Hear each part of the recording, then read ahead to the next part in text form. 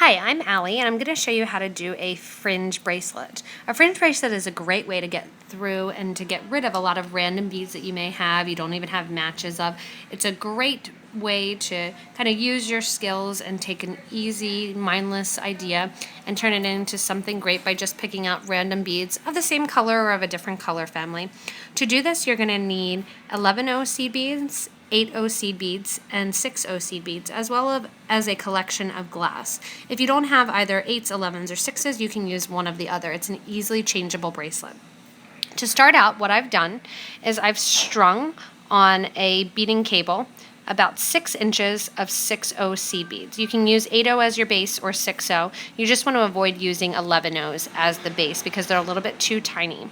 What I've done is I've strung them on and I've attached them to a jump ring. I didn't attach on the other side because what happens as I make this bracelet is the beads tend to shift apart and actually stretch in size. So I've strung 6 inches of beads because I think I'm going to need a 7-inch bracelet.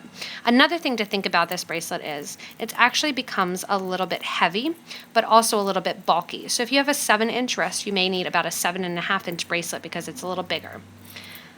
I've already strung my beads, and I've also strung a needle onto my thread, and I've made a stop bead using the last of the 6O bead.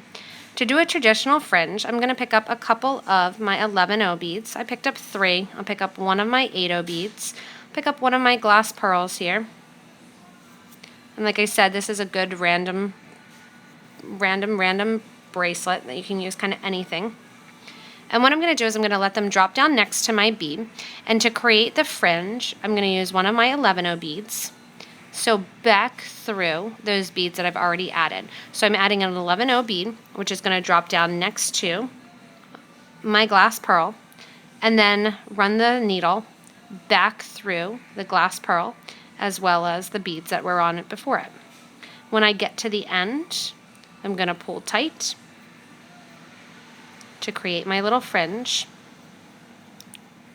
and then I sew through the 6O bead from left to right.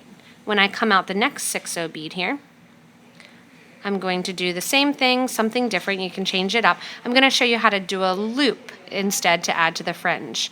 Again, what I'm going to do is add my beads, whichever collection of beads I want to,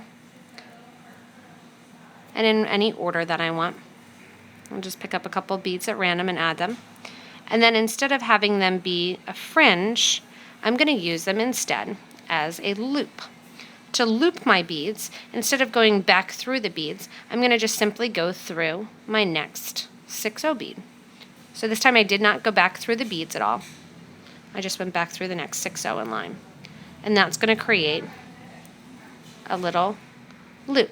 So you can create loops in this, you can create little fringes, and it's a good way to use a lot of random beads. Just continue on adding beads and then sewing through your next 6O. When you get down to one side, go back the other side and keep going back and forth in order to get it to be a little bit fluffier and a little bit more fancy.